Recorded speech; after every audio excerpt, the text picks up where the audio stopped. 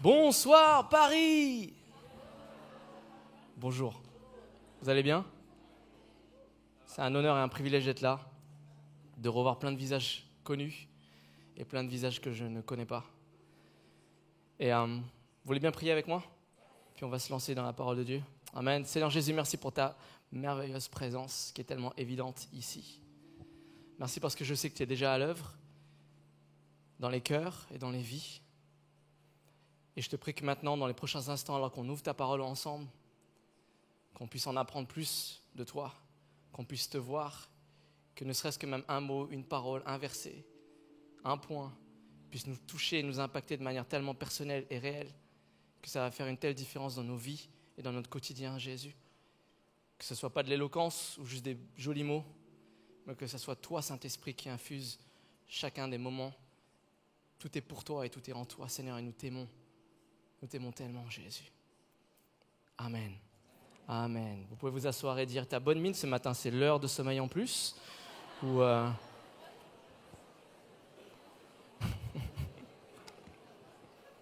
Merci équipe. Est-ce qu'on peut apprécier et donner un bel applaudissement à tous ces gens incroyables qui nous servent semaine après semaine? C'est moi ou il fait chaud là? C'est moi? Gérald, il a un bonnet sur la tête et un pull. Je comprends pas. Donc si, pendant le message, vous me voyez lever les bras et qu'il y a des belles alvéoles pentecôtistes sous mes bras, je vous demande pardon si ça offense quelqu'un, mais c'est le Saint-Esprit qui agit. Vous allez devoir m'aider à prêcher là ce matin parce que... Ok? Il fait chaud, je sais. Je me suis levé tôt, j'ai pris le train ce matin pour venir jusqu'ici. Et là, il va falloir être actif ce matin. Amen. Vous avez faim et soif de la parole? Enfin, ce matin ou cet après-midi, je ne sais même plus quand est-ce qu'on est. Cool. Le passage que j'ai pour vous ce matin, on va ouvrir nos Bibles, si vous voulez bien, dans 1 Roi, au chapitre 19.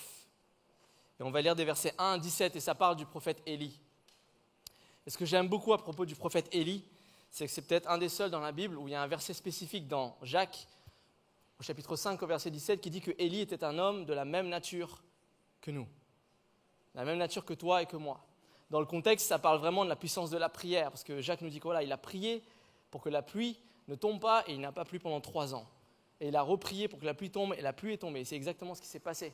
Des choses incroyables se passent à travers de gens ordinaires, lorsque le Saint-Esprit et l'onction reposent sur eux.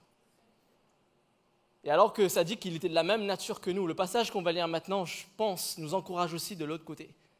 Oui, on peut faire des choses incroyables, mais des fois aussi, on est vulnérable.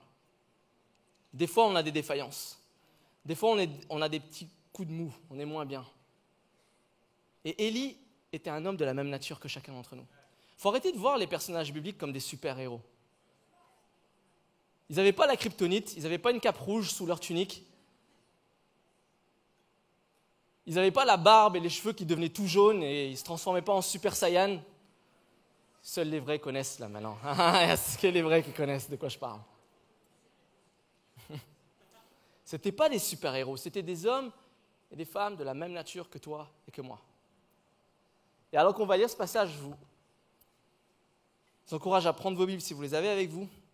Et on va lire ensemble. Et c'est un peu long, c'est 17 versets, d'accord? Mais on va tout lire d'un coup. Comme ça, je vous laisse avec ça, et après, on va le développer ensemble. Ok? Le roi Akab raconta à Jézabel, sa femme, tout ce qu'Élie avait fait et comment il avait mis à mort tous les prophètes de Baal. Jézabel envoya alors un messager pour avertir Élie en ces termes: « Si demain, à pareille heure, je ne t'ai pas traité comme tu as traité ces prophètes, que les dieux m'infligent la plus terrible des punitions. » Élie prit peur et s'enfuit pour sauver sa vie. Il se rendit à Beersheba, dans le pays de Juda. Là, il laissa son serviteur. Puis il marcha pendant 1 journée dans le désert et alla s'asseoir sous un arbuste, un genêt. Il souhaitait mourir et dit: « Maintenant, Seigneur, j'en ai assez, reprends ma vie, car je ne vaux pas mieux que mes ancêtres. » Puis il se coucha et s'endormit sous le genêt. Mais un ange vint le toucher et lui dit: « Lève-toi et mange. » Et il vit, en effet, près de lui, une de ces galettes que l'on cuit sur des pierres chauffées et un pot d'eau. Après avoir mangé et bu, il se recoucha. Mais l'ange du Seigneur revint le toucher et lui dit: « Lève-toi et mange, car tu devras faire un très long voyage. » Élie se leva donc pour manger et boire. Puis, avec les forces trouvées dans ce repas, il marcha 40 jours, 40 nuits, jusqu'à l'Horeb, la montagne de Dieu. Verset 9, arrivé à l'Horeb, Élie entra dans une caverne où il passa la nuit. Alors le Seigneur lui adressa la parole. « Pourquoi es-tu ici, Élie ?» Il répondit, « Seigneur, Dieu de l'univers, je t'aime tellement que je ne peux plus supporter la façon d'agir des Israélites. En effet, ils ont rompu ton alliance, ils ont démoli tes autels, ils ont tué tes prophètes, je suis resté moi seul et ils cherchent à m'ôter la vie.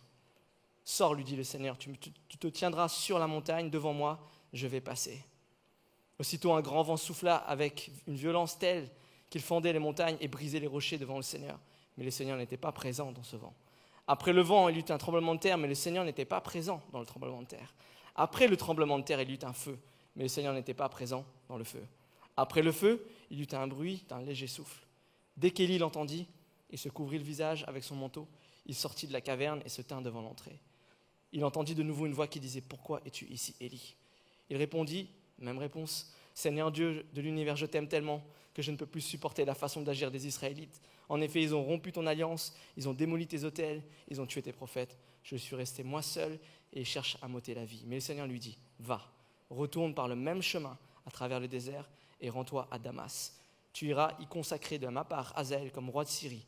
Puis tu iras consacrer Jéhu, fils de Nimshi, comme roi d'Israël, et Élisée, fils de Shaphat, d'Abel-Méhola, pour te succéder comme prophète. Ceux qui échapperont à l'épée d'Hazaël seront mis à mort par Jéhu. Ceux qui échapperont à l'épée de Jéhu seront mis à mort par Élisée. Mais je laisserai survivre 7000 hommes du peuple d'Israël, à savoir tous ceux qui ne se sont pas mis à genoux devant le Dieu Baal et n'auront pas donné de baiser à ses statues. » Amen. Il y a 2 semaines en arrière, moi et ma famille, on a entrepris un voyage pour nous rendre au Portugal, pour le mariage de 2 personnes qui sont chères à cette maison et que vous connaissez très bien, qui sont Jonathan et Louisa. Ils sont mariés, youhou, super, trop bien, super mariage. Et alors qu'on se rend là-bas, sur le chemin de l'aéroport, et puis on se sent bien. Qui sait qu'il y a des familles ici ? Qui sait qu'il y a des enfants ? Qui sait qu'il y a 2 enfants, 3 enfants ? Qui sait qu'il y a 3 enfants en dessous de 4 ans ? Ah, il n'y en a pas beaucoup là. Moi, c'est mon cas. 3 enfants en dessous de 4 ans. Et qui sait que c'est un défi de voyager avec 3 enfants en dessous de 4 ans et de prendre l'avion ? Croyez-moi, c'est un sacré défi. Et alors qu'on se met en route, tout va bien. Pour une fois, on est bien organisé, on n'a qu'une seule valise à mettre en soute. Tout est rangé, tout est bien, on se lève très tôt. Le vol est à 8h, 8h30, donc il faut y aller dès 5h du matin. Tout le monde est dans la bonne humeur et dans la joie, personne ne fait de crise, on y va. On arrive à mettre notre valise en soute, on arrive à mettre le siège bébé du petit en soute, on arrive à se présenter au check de sécurité. Il y a une ligne spécifique pour les familles, on double tout le monde, trop bien. Tous les checks se font super bien, on arrive de l'autre côté et là, il nous reste 30 minutes pour arriver à la porte d'embarquement. Et ça a 15 minutes de marche pour y aller. Donc on est un petit peu en speed, mais on est bien, on est confort, on dit là, rien ne peut nous arriver. Mais il est tôt, on n'a pas mangé, les petits ont faim. Donc ok, bon, on se divise les tâches entre moi et ma femme. Toi, tu prends le petit-déj ici avec les filles, moi je prends le plus petit et je vais de l'autre côté pour acheter de l'eau parce que ça coûte moins cher au relais. Donc on se sépare, on fait nos affaires, on se rejoint et là on est bien. Il nous reste suffisamment de temps, on arrive à la porte d'embarquement, encore une fois une longue queue, mais on est des familles. Donc une jeune dame très gentille s'approche et nous dit « Vous êtes une famille, vous êtes prioritaire, vous pouvez passer devant tout le monde. » Il faut bien qu'il y ait des avantages à avoir des enfants quand même. Et là tu passes devant tout le monde. Tu arrives même au comptoir où quelqu'un est déjà en train de s'enregistrer, dit « Attends, pousse ton passeport, désolé, mets nos affaires. » Et là on passe, on arrive sur le tarmac et là on fait la photo, tu sais la photo de vacances que tu vas envoyer pour vraiment que tout le monde te déteste, avec l'avion derrière, toute la famille, on va en vacances. On monte dans l'avion, 2 heures de vol, les enfants sont sages. Ils ont à manger, ils sont bien. On atterrit à Lisbonne. Et là, ma femme se tourne vers moi et me dit « Elle est où la valise des filles ?»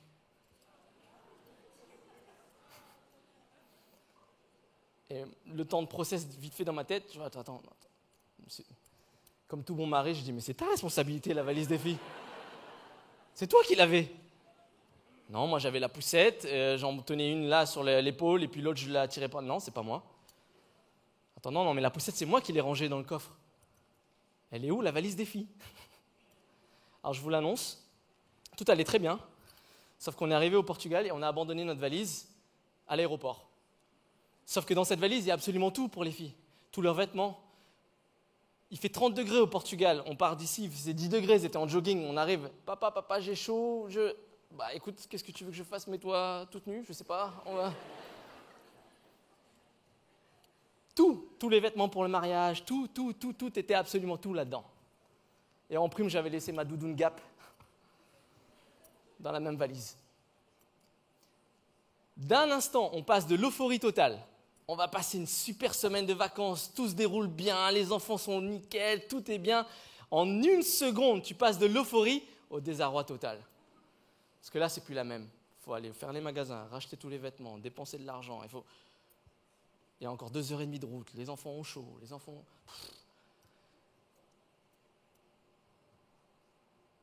Est-ce que ça vous est déjà arrivé, des situations comme ça, où en une seconde, vous passez du haut vers le bas? Et ça, c'est anodin. Bon, peut-être qu'on a fait fermer l'aéroport de Lyon, j'en sais rien. Si ça se trouve, colis piégés, ils sont venus, ils ont fait évacuer tout le monde. Ils vont checker les caméras de surveillance, ils vont nous rattraper. Moi, avec ma barbe, ça va mal se passer, j'ai envie de te dire. Tu te fais tout le film dans la tête. Mais des fois, la vie est dure sur nous. Des fois, tout va bien et des fois, d'un coup, tu perds ton boulot. Des fois, tout va bien et des fois, d'un coup, tu perds un être cher. Des fois, tout va bien et tout d'un coup, au niveau des relations, ça ne va plus du tout. Mais ça, c'est la vie, les amis. Et ce qu'on voit là dans Élie, un homme de la même nature que toi et comme moi, passe par les mêmes étapes, des hauts et des bas. Je ne sais pas comment tu envisages la vie, si on devait faire une courbe, si on devait représenter la vie sur une courbe avec un début et une fin, est-ce que tu la vois toute plate? Il ne se passe pas grand-chose, j'existe, je vis, je vais de la naissance à la mort, et puis voilà, il ne se passe rien. Est-ce que tu la vois que comme une courbe ascendante? Il ne se passe que des choses bien. Je suis chrétien, donc c'est sûr que je ne vais jamais passer par des vallées ou jamais passer par des... Si quelqu'un t'a vendu ça, c'est un mensonge. La vie chrétienne, ce n'est pas la vie de bisounours. On passe tous par des hauts et par des bas, mais la différence, c'est qu'on a Jésus avec nous. Et peut-être que tu es là et tu me dis, moi, mais ma vie, c'est juste galère après galère, après galère, après galère, et je m'enfonce. Laisse-moi t'encourager aujourd'hui à te dire qu'après la pluie vient le beau temps, que Jésus-Christ n'en a pas fini avec toi, que si tu es chrétien ici, que cette foi soit comme une encre pour ton âme. Parce que la réalité, c'est que nos vies, elles font... Si je devais faire une courbe, je vais la dessiner avec mes doigts, d'accord? Mais il faut l'imaginer mentalement. Au début, je pensais que c'était une sinusoïde, d'accord? Je me disais, voilà, ça monte, ça descend, ça monte, ça descend. Mais si je faisais ça, ça voudrait dire que l'intensité de nos moments de victoire serait la même intensité que nos moments de faiblesse et de bas. Et ce n'est pas la réalité. La réalité, c'est que tu vas passer ta vie en faisant... Oh, super, et une super chute. Et puis là, ça va être tout plat. Oui, c'est pas sur rien. Hop, une petite descente. Hop, descend. Oh, super victoire. Oh, ça redescend et ça remonte. C'est ça la vie. Des grandes victoires, des petites chutes, des grands moments de désarroi, des petites victoires au quotidien. Des fois, dans la même journée, tu passes d'un haut vers un bas. Des fois, tu passes des années dans le trou ou des années en haut. Mais peu importe où tu te trouves aujourd'hui, sur le spectre et sur la courbe de ta vie, tu peux me dire aujourd'hui, mais moi, tout va bien. J'ai envie de te dire, ce message va t'encourager et t'aider les moments où tu vas être en bas. Parce que tu vas être en bas à un moment donné. On passe tous par des vallées. Et si tu es au fond de la vallée aujourd'hui, j'aimerais t'encourager avec ça. Et mon point, c'est celui-là. Comment répondre à cette question? Comment rester stable spirituellement à travers chaque saison de nos vies? Parce que le but et la solution, mon ami, ce n'est pas la course au bonheur. Ça, c'est ce que le monde veut nous vendre. L'apicratie, la dictature du bonheur, que tu as toujours besoin de la meilleure voiture, que tu as toujours besoin de l'appartement plus grand. Ah, ça va pas bien dans tes relations? Ah, tu as besoin d'un petit coup de remontant, un petit coup de bonheur. Allez, il y a des applications. Tu ouvres, un coup d'un soir, et puis voilà, c'est bon. Ça ne marche pas comme ça. Ça, c'est ce que le monde veut nous faire croire. Mais la Bible dit ceci, c'est Paul qui déclare ça en Philippiens. J'ai appris à être satisfait en toutes circonstances. Que je sois pauvre, riche, en prison, libre, que j'ai tout ou rien, que je sois en bonne santé ou malade. j'ai appris à être satisfait en toutes circonstances. Nous, en tant que chrétiens, on devrait être caractérisés par cette stabilité. Si on reprend notre courbe là, qui est une ligne qui traverse toute notre vie, et c'est la foi.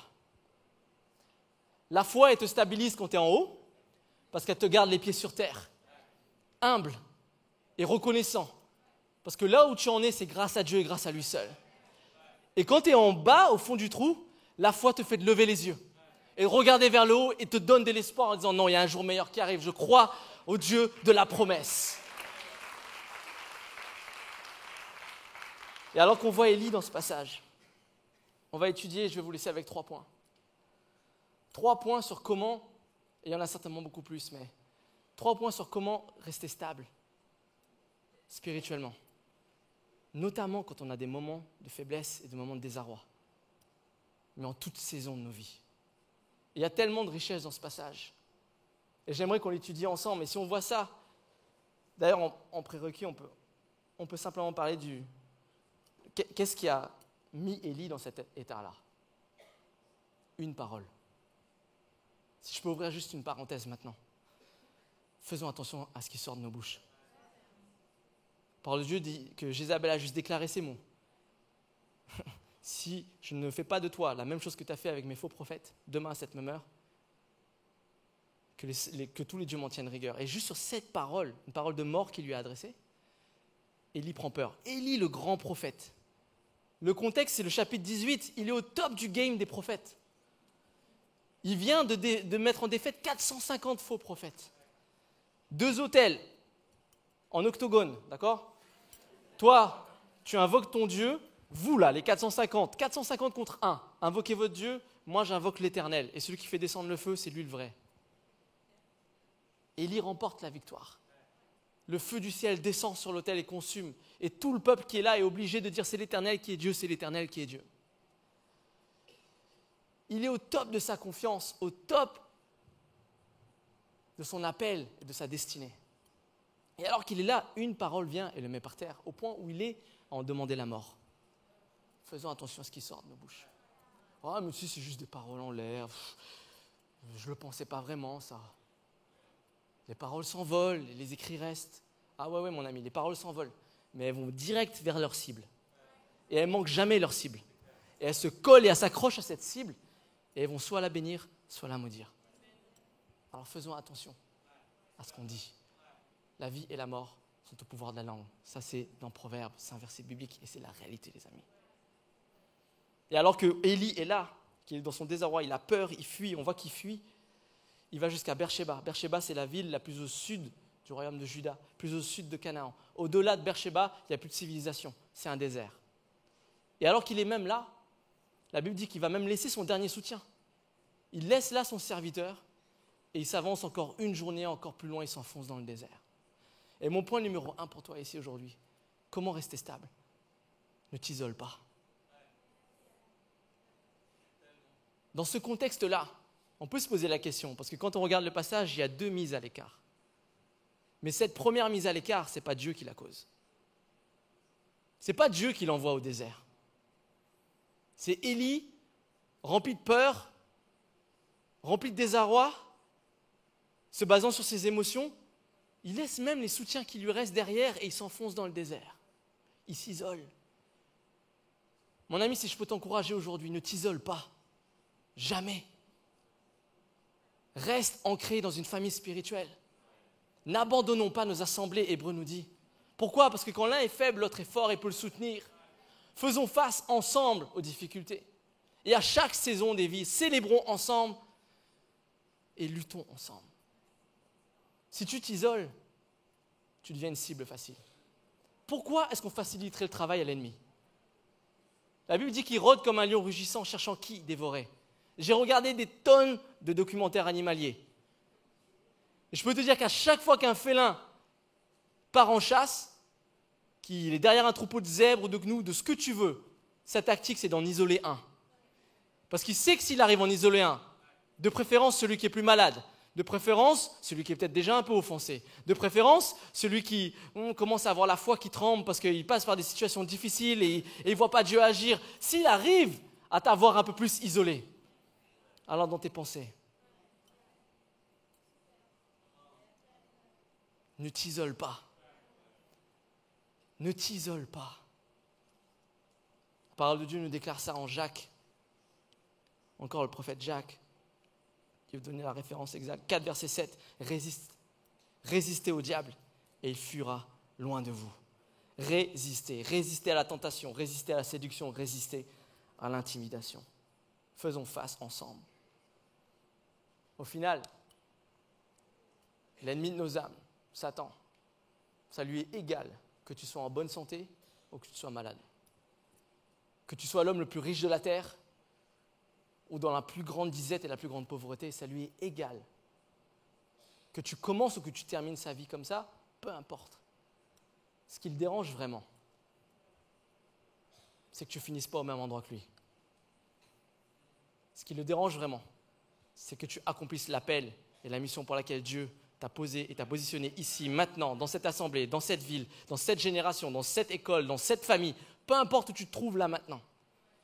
Et que du coup, à travers ça, et par la puissance de ton témoignage, que tu fasses des disciples et que tu proclames la bonne nouvelle de l'évangile et que, en fait, tu ne termines pas au même endroit que lui, mais en plus que tu en influences d'autres à ne pas terminer au même endroit que lui.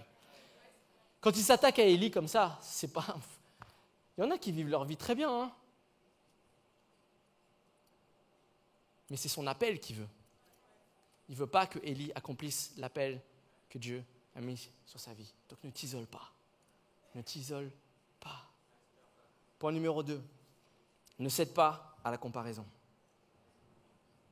On voit là au chapitre 19 au verset 4, cette phrase d'Élie, alors qu'il demande la mort, il dit « Maintenant Seigneur, j'en ai assez, reprends ma vie car je ne vaux pas mieux que mes ancêtres. » Je ne vaux pas mieux que mes ancêtres. La comparaison, c'est un piège. Un tel piège. J'imagine Élie, il est juste en train de se comparer et dire « Samuel, il était bien meilleur que moi. Dernier juge en Israël, il a oint l'eau. Comment c'est possible ? Moïse, il a ouvert la mer Rouge avec un bâton. Il a conduit le peuple. Je ne vaux pas mieux que les autres, alors autant en terminer maintenant. » Je rencontre tellement de jeunes qui n'ont même pas 25 ans et parce qu'ils n'ont pas réussi à accomplir tous ces objectifs qu'ils étaient fixés eux-mêmes, simplement en se comparant, en regardant, voilà, si lui il arrive, si lui il a tel succès à tel âge, alors pourquoi pas moi ? Et ils tombent dans la dépression et l'anxiété à cause de ça, parce qu'ils se comparent. Moi je les regarde, je me dis, mais tu as 24 ans, tu as toute la vie devant toi. Est-ce que tu ne sais pas que pour Dieu, un jour est comme 1000 ans et 1000 ans est comme un jour ? Et on n'a pas fini avec toi. Arrête de te comparer. La comparaison, c'est mettre un point final à ta destinée. C'est-à-dire, c'est terminé ici. Alors que Dieu déclare, si j'ai commencé en toi quelque chose, c'est à moi de le terminer. Et je l'amènerai au bout. Alors arrête de te comparer. Arrête. Et j'aime tellement la réaction de... Ce que Dieu fait ici, c'est tellement révélateur. Il envoie un ange. Et on l'a lu juste avant. Et l'ange, donc, alors que Élie a prononcé ces paroles, je ne vaux pas mieux que mes ancêtres. L'ange vient et le touche. La parole de Dieu nous dit le touche. Et il dit, lève-toi et mange. J'imagine Élie, tu vois, par terre, sous son arbre. Et tu sais, l'ange, il n'est pas venu en mode, oh mon pauvre Élie, je comprends tellement. Vas-y, explique-moi. Qu'est-ce qui s'est passé ? Qu'est-ce qui se passe maintenant dans ta tête ? Ça doit être tellement dur et tellement difficile. Tu sais, je ne suis pas contre l'empathie et contre la compassion, au contraire. Mais dans ce contexte-là, quand on parle de comparaison, j'ai envie de te dire que Dieu n'a pas de temps pour tes arguments. Et ce qui se passe ici, moi je l'imagine comme ça. L'ange de l'Éternel toucha Élie. Et lui dit, lève-toi. Pas de temps de s'apitoyer. Tu as un appel, tu as quelque chose à faire. Je t'ai commissionné. Tu es un témoin pour moi. Arrête de te comparer. Ce n'est pas le moment. Maintenant ni jamais. Lève-toi. Parce que quand tu es debout, c'est une position d'attente. Droite, gauche, devant, derrière, où tu m'envoies, Seigneur, j'irai. Et c'est comme ça que Dieu te veut. Alors laisse tomber la comparaison. Même quand il t'arrive des coups durs, même quand cette entreprise que tu as lancée s'écroule, même quand tu n'y arrives pas, que tu ne vois pas le bout et que tu dis ouais, je ne vaux pas mieux que les autres, je ne vaux pas mieux que lui, mon voisin. Là. Arrête de te comparer. Remets-toi sur tes pieds. Lève-toi. Et la deuxième chose qu'il lui dit, mange. Et là, c'est mon moment favori du message. Pas parce que j'aime manger. J'aime bien manger, c'est vrai. C'est un truc, c'est clair. Quand on vient de La Réunion, on est obligé de bien aimer manger. Les autres savent. Ah, allez, il n'y a que les vrais qui savent. Ah bon, Carrie, là. Mange. Il y a quoi comme symbolique derrière? Si j'ai une passion dans la vie, c'est de découvrir Jésus partout où il se trouve dans la Bible, et notamment dans l'Ancien Testament. Et là, j'ai vu Jésus. J'ai lu ce verset, ce passage plein de fois, maintes fois, et je ne l'avais jamais vu. Mais alors que je préparais ce message, là, je l'ai vu clairement. Il est partout. Il n'est pas venu pour abolir la loi, mais pour l'accomplir. Il est comme un fil rouge à travers toute la Bible. Et là, dans ce passage, il y a Jésus. Quand il lui dit « mange », on dit qu'il y avait au pied de Élie un pain et de l'eau. Il n'y a rien au hasard dans la parole de Dieu. Il aurait pu y avoir de la viande, un burger, j'en sais rien moi, et du vin. C'est beau aussi la symbolique du vin. Il n'aurait peut-être pas marché très droit après dans le désert, mais je veux dire, c'est peut-être pour ça d'ailleurs que ce n'est pas le vin. Mais il n'y a rien au hasard. Qui croit que dans la Bible, il n'y a même pas une virgule qui est là au hasard? Et moi, je vois Jésus là. Pourquoi?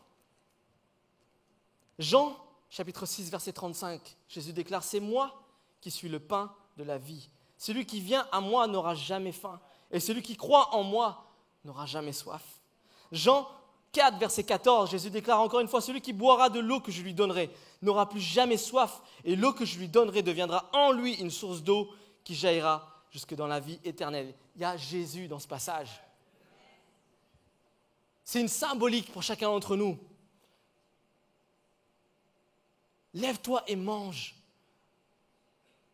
Sois rempli de la présence de Jésus. Il est le pain de vie. Il est la source intarissable. C'est lui qui va te permettre d'accomplir les choses qui sont entre tes mains, qui va te permettre d'aller dans cette vie malgré les hauts et les bas et de rester constant et stable. Comment fait le monde sans espoir? Comment font-ils sans Jésus? À quoi est-ce qu'ils se raccrochent? Il est le pain de vie. Il est la source et l'eau. Le pain et l'eau n'est pas là par hasard. Ça symbolise notre Sauveur et notre Seigneur, Jésus. Et alors que Élie se nourrit, et là vient la deuxième mise à part. Et cette fois-ci, c'est Dieu qui l'envoie. Le chemin est long, va jusqu'à la montagne de Dieu, Horeb, le mont Sinaï. Et pendant 300 kilomètres, c'est à peu près la distance entre là où Élie se trouve maintenant et la montagne de Dieu. On n'entend pas Élie se plaindre. Parce qu'il a Jésus. Il y a la présence de Dieu qui l'accompagne. Fini la comparaison. Je vais voir et je vais à une rencontre avec Dieu à la montagne de Dieu.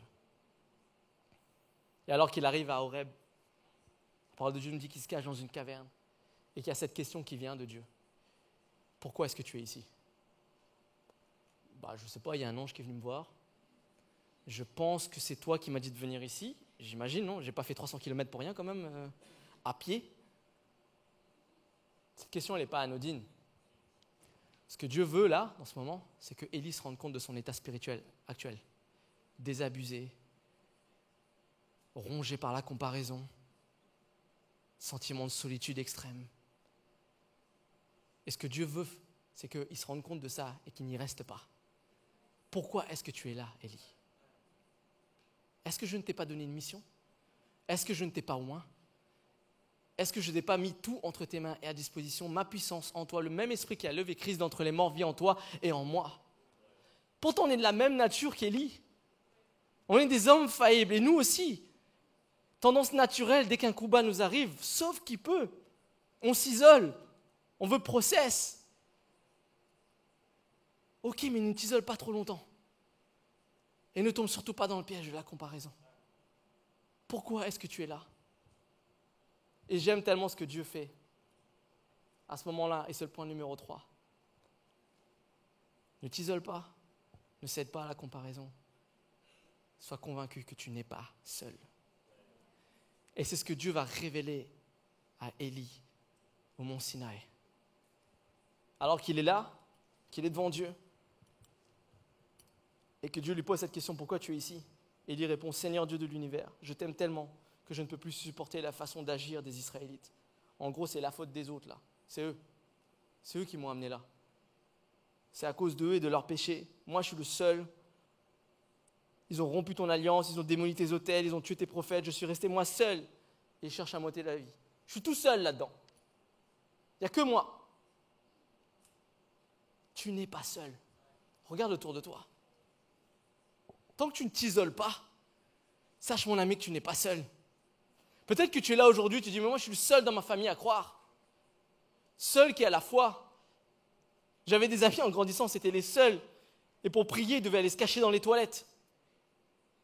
C'est le seul endroit de la maison où ils étaient isolés et ils pouvaient prier. Peut-être que tu es dans ce cas-là aujourd'hui, qu'il n'y a que les toilettes pour toi. Et tu dis, je suis seul. Je suis seul dans ma fac à croire en Dieu et à essayer de tenir pour mes valeurs. Je suis seul dans mon entreprise. Je suis seul. Non, tu n'es pas seul. Tu n'es pas seul. Et c'est ce que Dieu va lui rappeler là, dans ce passage. Ce que j'aime tellement, c'est qu'il va en inverser, tout recalibrer. Mon ami, quand tu es dans la présence de Dieu, il n'y a rien qu'un moment dans la présence de Dieu ne puisse régler, restaurer, raffermir, rafraîchir, renouveler. Un moment dans sa présence fait toute la différence. Et alors qu'il est là dans la présence de Dieu, en inversé, Dieu va lui dire ceci.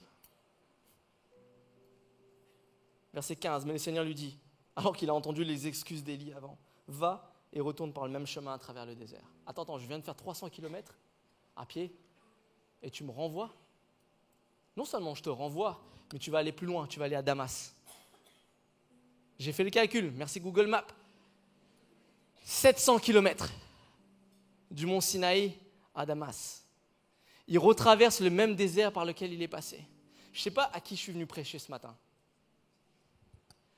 Je ne sais pas, le Seigneur a envoyé un petit bonhomme de lion là, avec une barbe et une chemise bien trop longue et qui se déplace bizarrement sur la plateforme pour te dire, mon ami, que ce désert peut-être par lequel tu passes, Dieu va te le faire traverser à nouveau. Sauf que cette fois-ci, il est avec toi. Et non seulement il va te le faire traverser, mais il va te le faire aller plus loin. Jusque là où ta destinée doit s'accomplir. Il t'envoie comme il a envoyé Élie. Il a dit, va à Damas et va oindre le roi de Syrie. Puis tu vas oindre Jéhu comme roi d'Israël. Et puis tu vas même assurer ta succession avec Élisée. Dieu n'en a pas terminé avec toi, mon ami. Peu importe les situations par lesquelles tu passes aujourd'hui, il est notre soutien. C'est Jésus, le pain de vie, la source de vie, qui te soutiendra à travers tout ce voyage. Alors ne t'isole pas. Ne cède pas à la comparaison, c'est une perte de temps. C'est mettre un point final à ta destinée. Et arrête de croire le mensonge que tu es seul. Ce n'est pas vrai. Alors Dieu lui-même lui dit, mais j'en ai mis 7000 de côté qui n'ont pas fléchi le genou devant Baal. Et si tu te souviens bien, lisez dans le contexte, chapitre 17 avant, chapitre 18 avant qu'il y ait tout l'octogone et la bataille là, Dieu envoie quelqu'un qui s'appelle Abdias vers Élie et lui dit, écoute, moi je crains l'Éternel et j'ai mis 100 prophètes de côté. Alors que le roi Akab était en train de tous les tuer, la reine Jézabel, il y en a 100 qui sont cachés, qui n'ont pas fléchi le genou devant Baal. Mais quand on est dans notre situation et au plein milieu de notre trou, on ne voit plus ces choses-là. Mais je suis là pour te rappeler que tu n'es pas seul. Dieu est avec toi. Nous sommes tous ensemble. Faisons face ensemble. Amen. Est-ce qu'on peut tous se lever ici? Et on va prendre un temps dans sa présence maintenant. Je ne sais pas si ça te parle dans ta situation. Je ne sais pas où tu en es dans la vie. C'est pas de la théologie super profonde ce matin, mais c'est la parole de Dieu. Et je prie que maintenant, dans les prochains instants, qu'on va passer à focaliser notre attention sur lui. Il n'y a rien qu'un moment dans sa présence ne puisse pas régler, restaurer, rafraîchir, renouveler, guérir. Et maintenant, c'est ce moment. Alors abandonnons-nous dans sa présence et chantons ensemble.